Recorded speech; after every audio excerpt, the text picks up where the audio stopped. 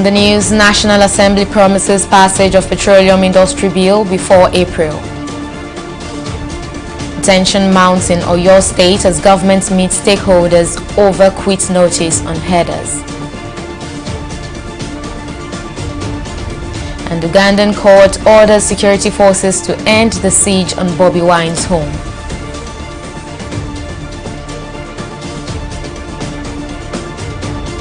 Many thanks for joining us on the news. I am Oyi Adekunle.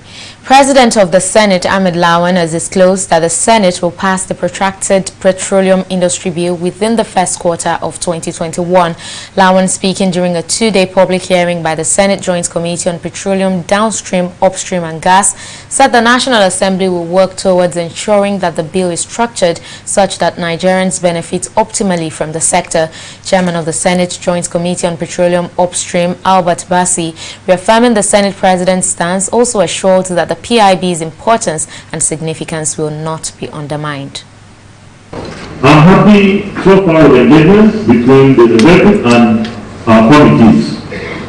But then we still have over 290 or maybe even over 300 members of the National Assembly who will still look at the document and express their opinion.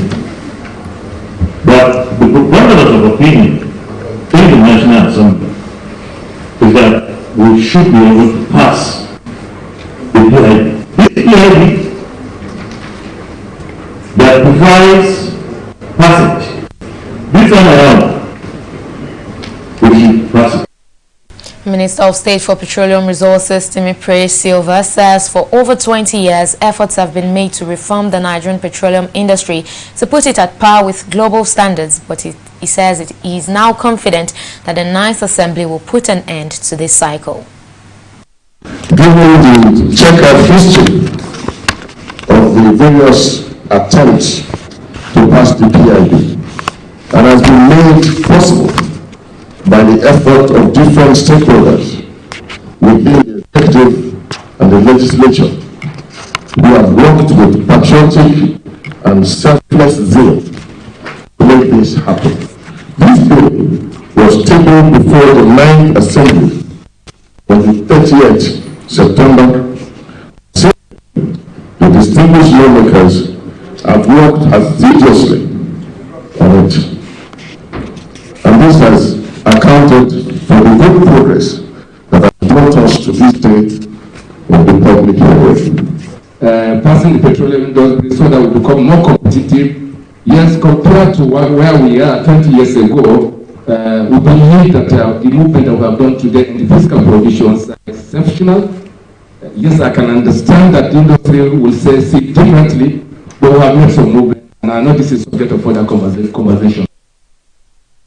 And as the ultimatum given to herders to vacate forest reserves in Ondo State expires, tension is mounting and residents are apprehensive of what may likely happen. Ondo State Governor Rotimi Akeredolu's quit notice has been supported by some groups such as the Agbekoya and Oodua People's Congress OPC, who have threatened to retaliate if there is any violence by the herders. Although the presidency has condemned the quit notice by the Ondo State Governor, opposition supported by the Miyetti Allah Cattle Breeders Association of Nigeria, this has not done enough to douse tension in the state. In a similar development, the crisis in Ibarapa axis of Oyo State that led to the burning of some houses and chasing out of the Seriki Fulani of Igongon is yet to be resolved. The crisis escalated after an indigent Sunday Igbo issued a quit notice for Fulanis in the area. Residents of the area alleged that the Seriki Fulani is culpable in the kidnapping and rape cases being perpetrated and by herders in the area. A peace parley by a delegation of the Oyo State Government, Commissioner of Police in the state and traditional leaders of the area over the weekend is yet to reach an amicable solution. But joining me now via Skype from Igbora is a youth leader, Tayo Akinyemi. Thank you very much, Tayo, for joining us on the news. Now, Igbora is one of the towns in Ibarapa where the situation, but what is the situation rather now as regards the security and the issue of clash with herders in that part of your state? Presently, the situation is normal. People are going around with their normal activities. But we understand that some markets where Fulanis do business, popularly called Kara, has been closed. Now, is this true, and why? Yes. Yeah, that has been done 2-3 weeks ago. The traditional rulers within Ibarapa, they held an emergency meeting 3 weeks ago. So since the government, we have been calling on the government in the last 3 years that the problem emanated. But nothing has been done. And the problem kept increasing. The most painful thing was that about 2 months ago, a PhD holder, Dr. Fatai Aborokide, who just returned from Germany to establish a mechanized farming, was macheted and killed in cold blood. So the case has been so embarrassing and saddening. So as a result of that, the traditional rulers within the region decided to close down all the Kara markets within Ibarapa region. And so what's the way forward now? Have traditional leaders met with the youths to come up with a solution, or what's it going forward from now? The problem we are having is that the security of lives and property of the state lies particularly on the governor. But for 3 years now, there has not been any positive impact from the government. Although they claim they have been struggling to resolve the matter, but up to date, nothing has been done. Although 3 days ago, the government delegation with the Oyo State Commissioner of Police were here for an on-spot assessment of the Serikis palace, and they held a town hall meeting with Ibarapa traditional rulers and youths. Although the CP promised that there will be monthly or weekly meeting, although nothing has been done till present, and we are so much disappointed in the state government because we only see them during their electionary campaign. This thing has been 2 years ago. They kidnapped lecturers of Oyo State College of Agriculture and Technology, Bora.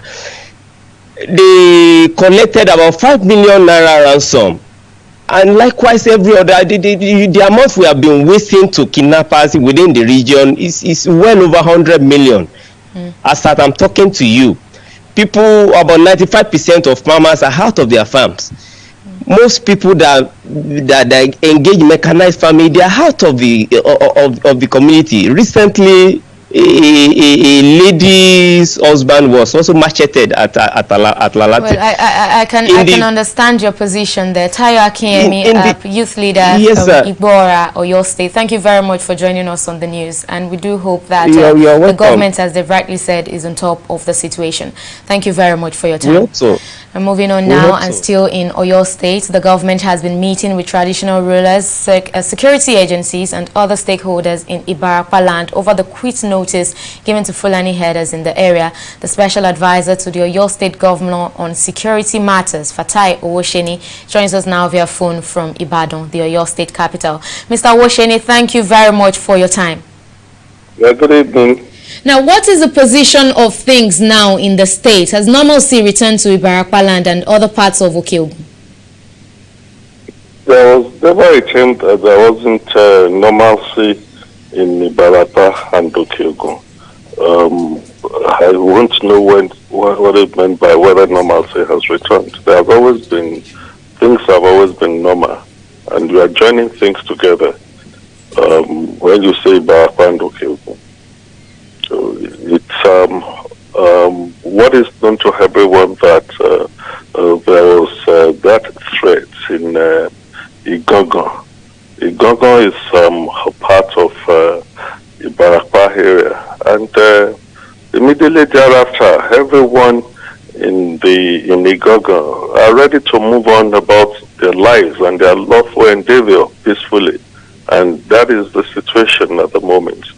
And I understand that you led a government delegation to Igogo over the weekend to meet with stakeholders. Now, has that meeting produced the peace government's desire in the area? Also, I actually maybe the way that you put the question, I won't know what to mean by whether the visit to the place has yielded government desire. We must be mindful of language that we used. What happened in Igogon, the commissioner of police, who is new in the state, are choosing to go and have an on-the-spot assessment in which we went there together, and the position of the executive governor of the state is that everyone should be able to go about his or her lawful business in that area. And that is exactly what the governor determination is, and efforts that are being made towards ensuring that Oyo State is safe and secure is a continuous one. And where there are gaps from which we had observed in a few days ago, we are also ready to ensure that the gaps are closed. Mr. Fatai Owasheni, the Special Advisor to the Oyo State Government on Security Matters, we thank you very much for joining us on the news.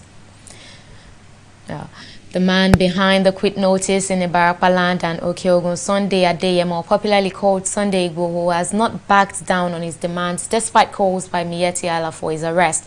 There were reports also that the Inspector General of Police, Mohammed Adamu, had ordered the arrest of Igboho.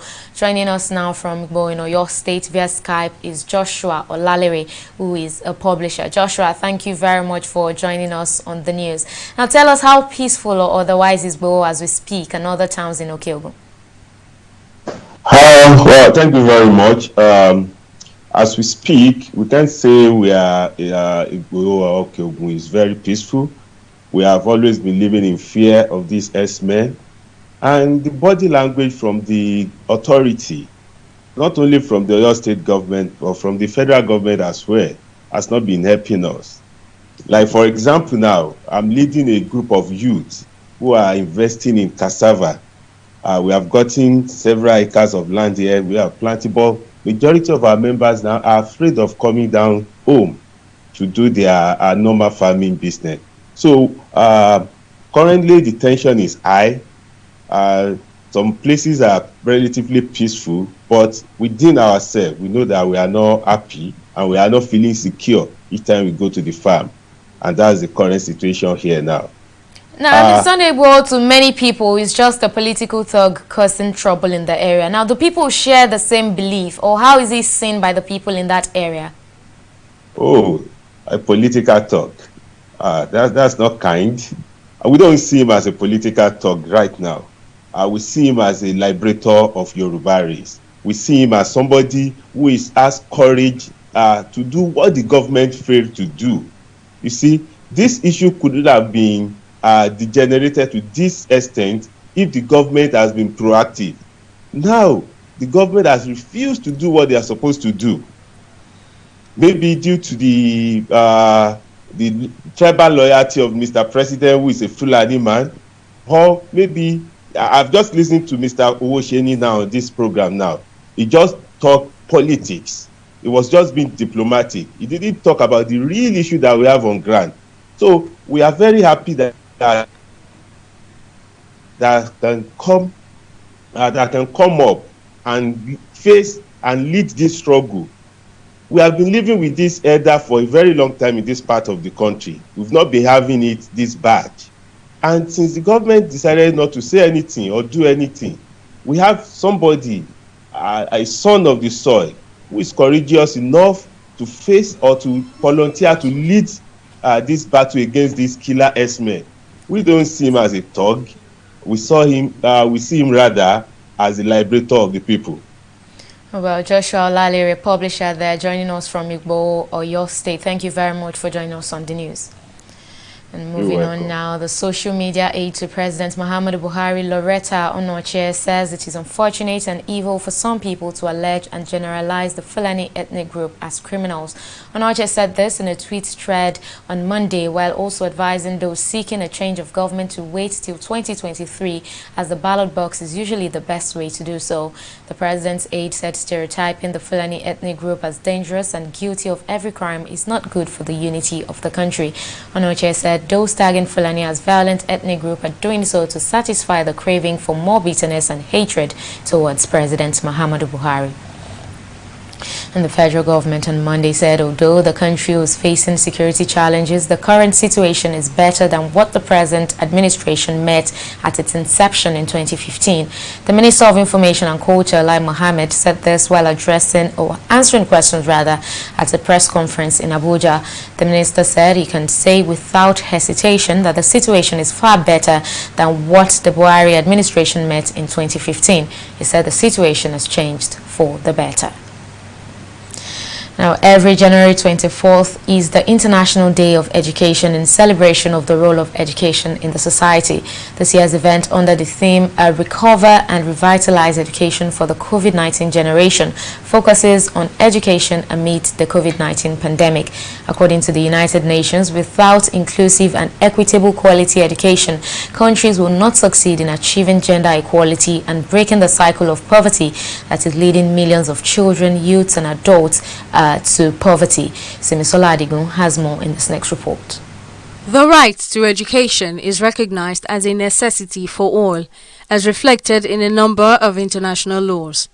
In Nigeria, Western education is sadly losing its relevance, given the current lackadaisical approach of the government in recent times, thereby plunging it into an assorted crisis of infrastructural decay, neglect, waste of resources, and sordid conditions of service. The situation is made worse by the recurrent tussle between ASU, NASU and the federal government.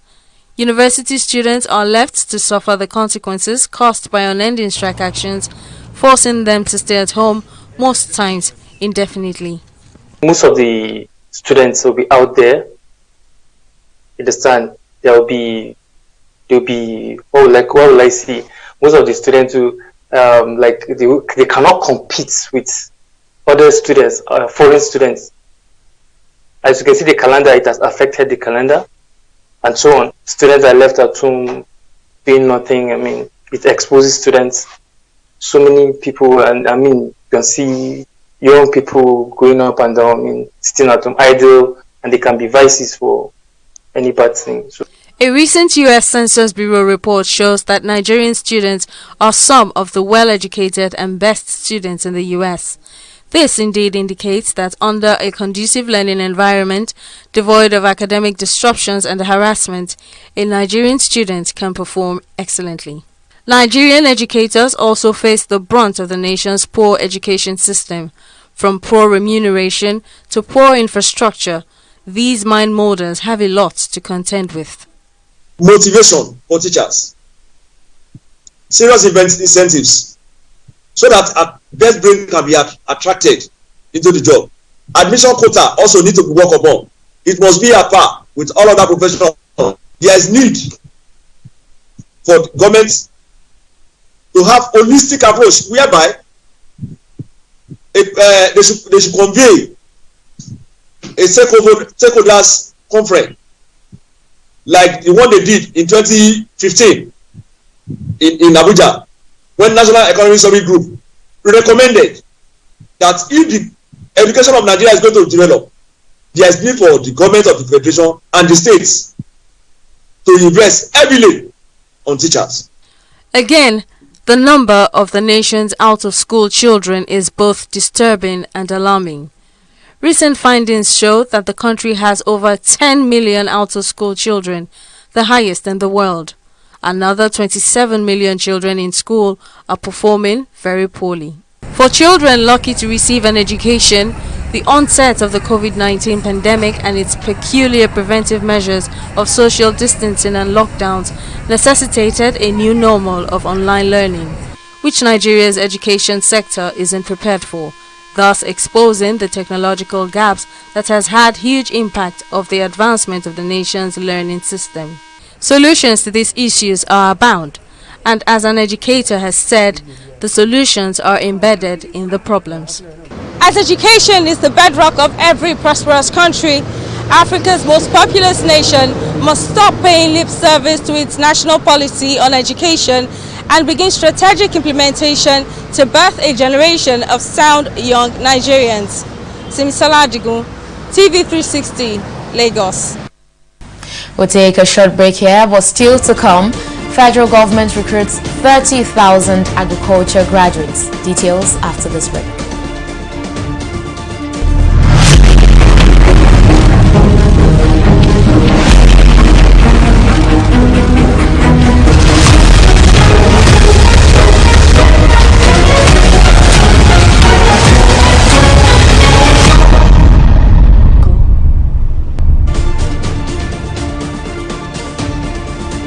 Glad to have you back. Now here is a quick reminder of some of our top stories tonight. President of the Senate, Ahmed Lawan, has disclosed that the Senate will pass the protracted petroleum industry bill within the first quarter of 2021.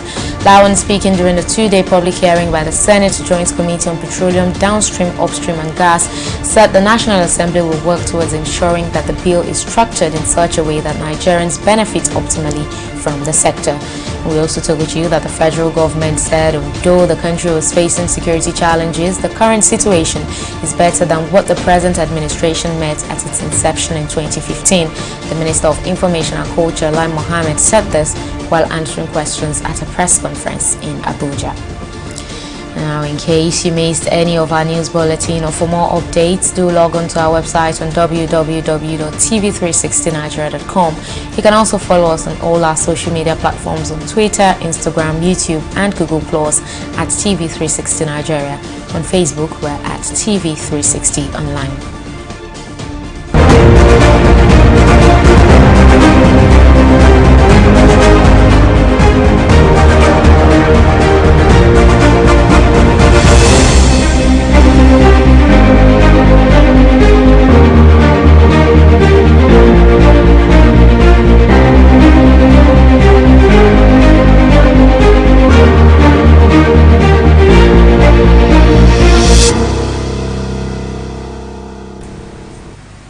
Nigeria has recorded its lowest figure of daily infections and deaths from COVID-19 in the past week, with 964 new cases, raising the nation's infection tally to 121,566. The new infections were reported from 19 states, with Lagos leading with 360 new cases, followed by the FCT and Ogun with 88 and 73 cases respectively.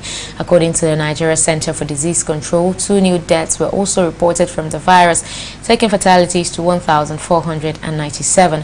However, persons that have been successfully managed and discharged from isolation centers across the country stand at 96,501. Well, we'll take a short break here and return with business updates. Don't go away.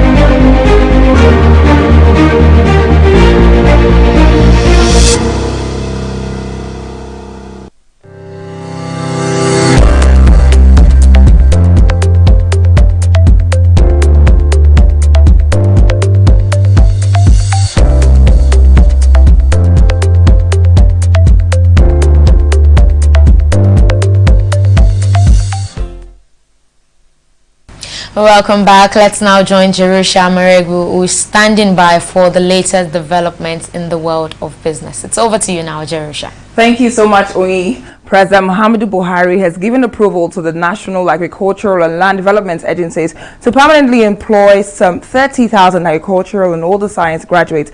Now, the Executive Secretary Paul Ikone, who disclosed this, explained that the recruited graduates will be trained on how to collect soil samples, conduct soil tests, and also render extension services to farmers. Ikone added that the inexperience of most farmers prompted the president to mandate the agency to come up with measures to ensure soil yields maximum output for farmers.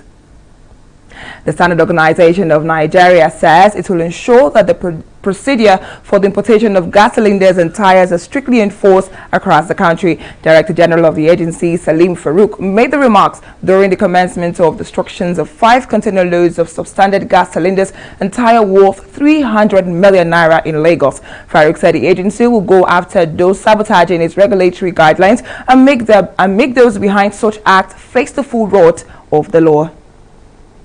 These new tires were stuffed.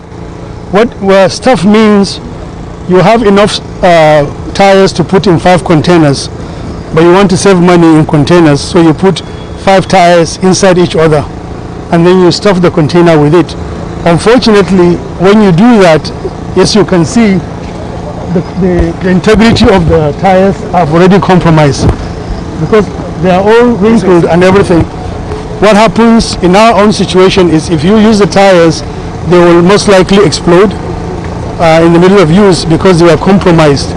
See, tires are not meant for other tires to be stuffed inside them. You can put tube inside a tire because it doesn't affect the physical integrity of the tire. But in this situation, these tires were compromised because about 5 other new tires were stuffed in it just to save money for a container. We'll take a pause here and return with stock market review. Do stay with us.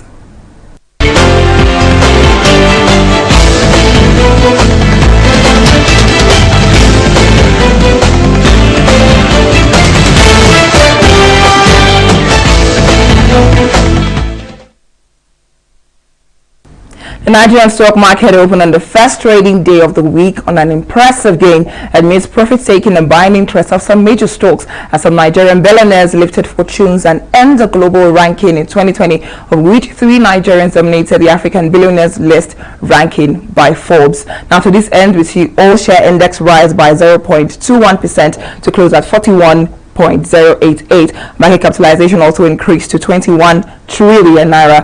Now, taking a look at the market summary, we see that 333 million worth 2 billion exchange hands in 5,640 deals. We take a look at our top gainers today, where we see Airtel Africa. Now, Airtel Africa stocks with the MasterCard for a strategic investment in its mobile payment business must have brought yields, as it is the biggest winner for today with a 3 naira 2 kobo gain. We see all the gainers: Dangote Cement, MIS, and J Badger. Now, on our top losers list today, we see Adova PLC, which rose last week as the company disclosed that it has entered into discussions with stakeholders of the Enyo Retails and Supply Limited relating to AP acquiring Enyo. Now, this couldn't linger as much as in this week they become our top loser with a 2 kobo loss. We also see other losers: Nascon and Silazin and Interbrew.